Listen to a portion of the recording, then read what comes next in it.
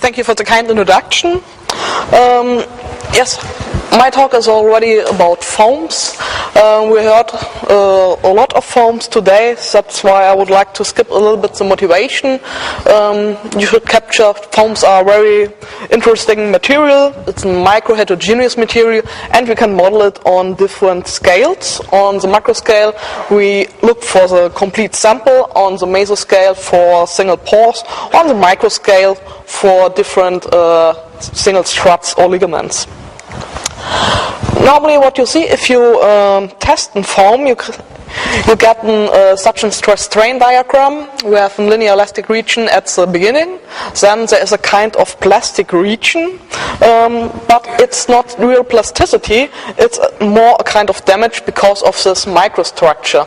It's often modeled as plasticity, but in real, as I already told you, it's damage because if you look on the microstructure, we get a bending or buckling of the struts, which we could show with digital image correlation, for example, here as during a compression test.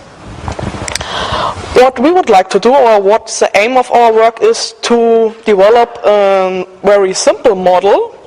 But model requirements are, first we have to model this change in material. First we have an ideal elastic material, then it's ideal plastic, and then we have a change to material which is bulk material but without tensile strength or tensile stiffness. Because if you look here, for example, if we are in the linear elastic region, we have in both in tension and in compression nearly the same stiffness. But if we go further, if we go in the ideal plastic region, the first pore has compressed, for example here, and this means this compressed pore layer has a higher stiffness than an intact pore layer. But if we look, for example, if we make a tension test on such a compressed pore, it's a loose agglomerate on struts, and hence we have a loss of our tension stiffness. And further, we would like to model the strain localizations, which are outlined here, for example. What we would like to do is a phenomenological model based on a rheological model. For example, we have here these two pores. Each pore will be expressed by a spring, and the total foam or the total sample is a serial connection of springs.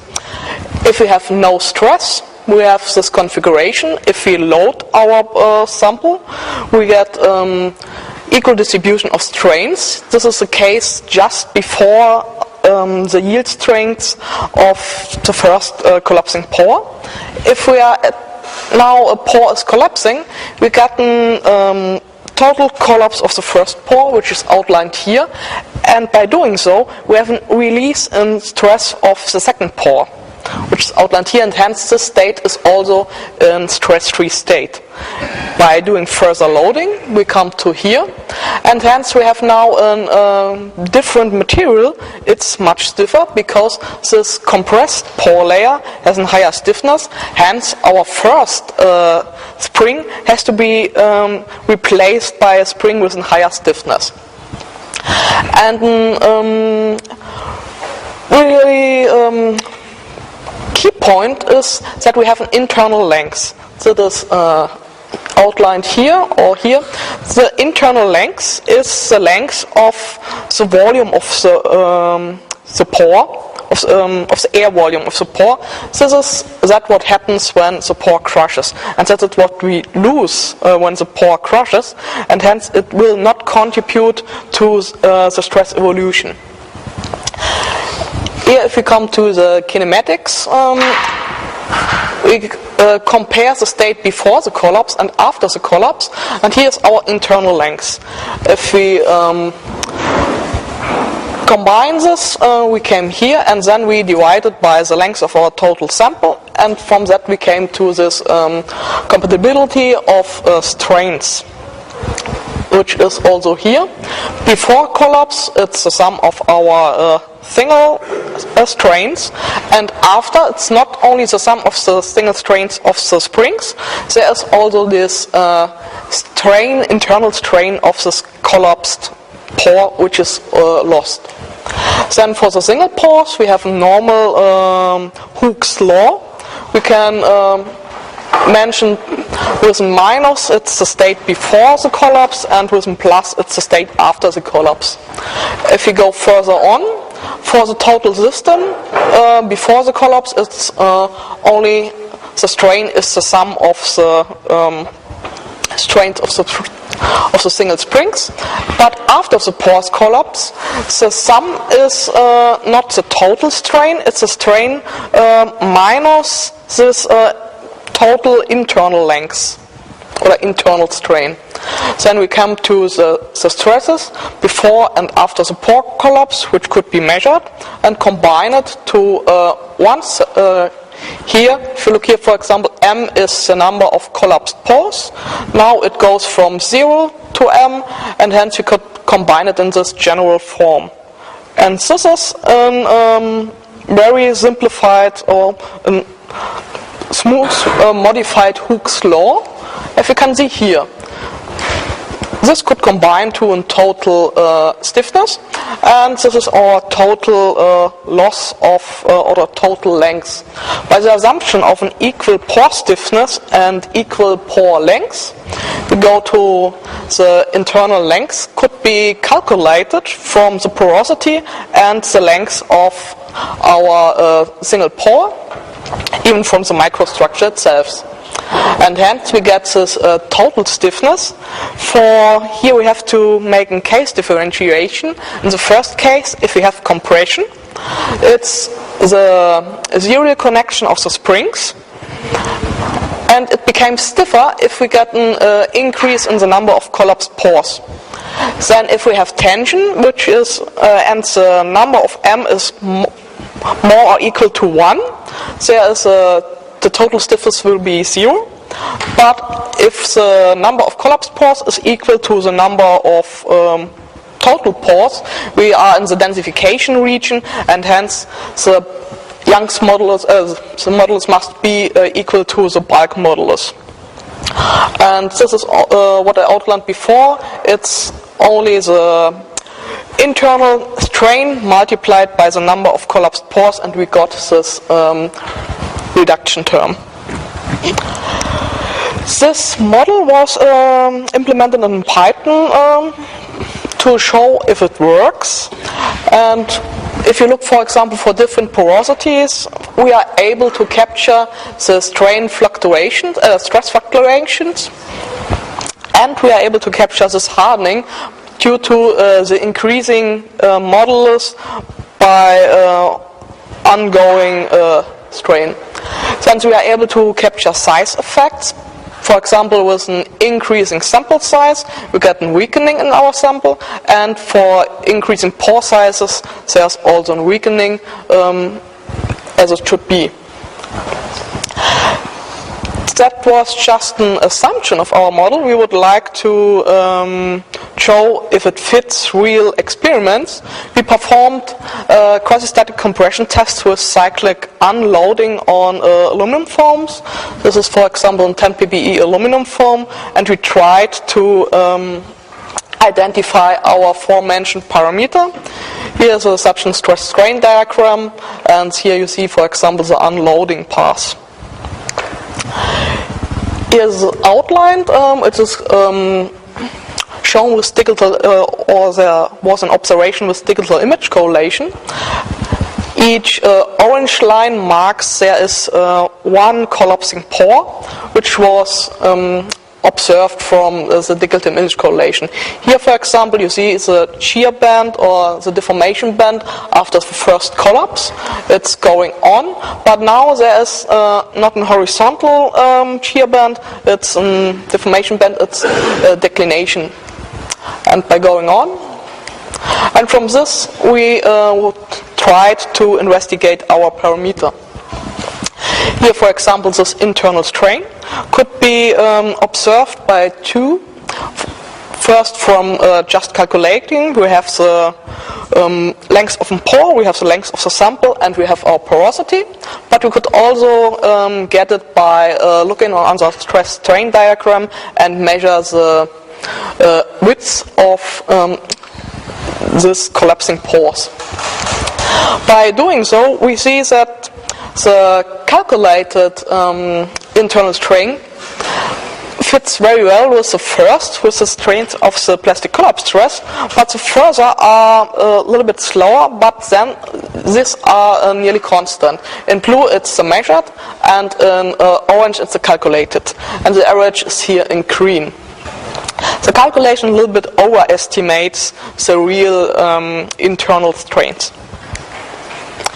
Then, for example, if you look on the identified total stiffnesses, here it's measured from the unloading curves. We see the stiffnesses goes very well with the stress-strain diagram. And to check if our picking up of the collapsed pores from the digital image correlation, we've fitted it against the number of collapsed pores, and it's a black curve. You see it fits very well with the stress-strain curve, and hence our identification was correct. Now let us look for the E plus and E minus. We calculated it from the total modulus, which could be measured from the unloading curves. For E minus we get nearly 900 megapascal, and by having E minus we are able to calculate E plus with the number of collapsed pores, and we see against the assumption of our model it's not constant, it's increasing with the increasing number of collapsed pores. But what we get if we compare this with our measured stiffnesses, the calculated stiffnesses fits very well for the elastic and the plateau region, but there's not so good in the densification region, but this is because in the densification we were not able to really capture it by a digital image correlation.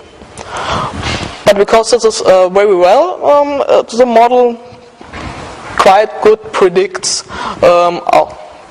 the foam behavior. If we compare it, we see our assumption was there is an internal length which is able to account for this internal strains, and this is the length of the pore volume, but it should be constant. In real, it's constant, but there is a first, the plastic collapse stress has a higher length. Then we assume that each fluctuation in a stress-strain diagram is based on a collapse of a single pore and the build-up of one deformation band. In real, it's not real the case. It could be more than one pore, or it could be more than one deformation band possible. And we assume that each pore layer is one spring with E minus and E plus. We calculated the total Young's modulus. It's very in good correlation to the measured, but it's not constant, it's increasing. And the stiffness in the densification region, it's not the bulk. We must say it's higher than the stiffness of the foam, but it's lower than the stiffness of a bulk, because in the densification region it's not really a bulk material, it's more a kind of porous metal. And last, we must say it's not often it's only a partial collapse of pores, it's not a complete collapse, and the formation of partial deformation bands, but the model at the moment fits very well qualitatively what we would like to show.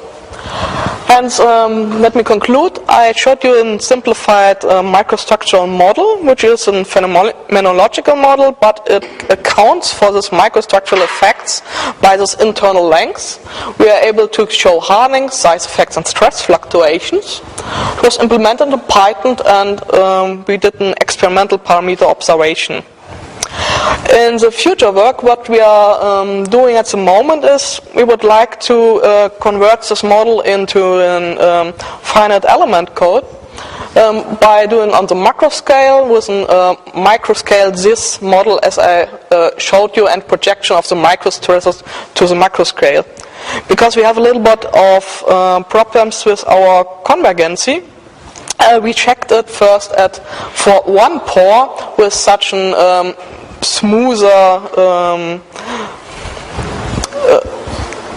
smoother function, like a cubic function, but this works. What we would like to show is, for example, here we have such a bar, it is compressed, then there is a localization in one element, and by going on, the localization is also in this element, and hence the other will be released.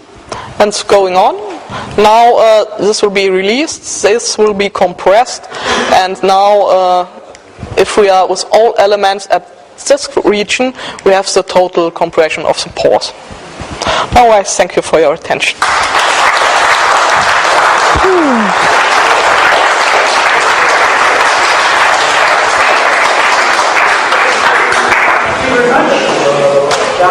Last questions of the day. How do you want to transfer it to a three-dimensional model? We have some ideas. For example, one is a kind of microplane model, for example.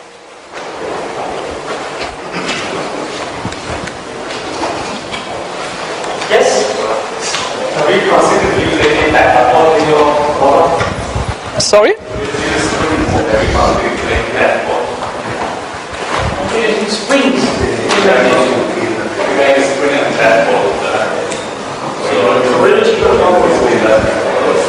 Sorry, please, could you speak a little bit louder?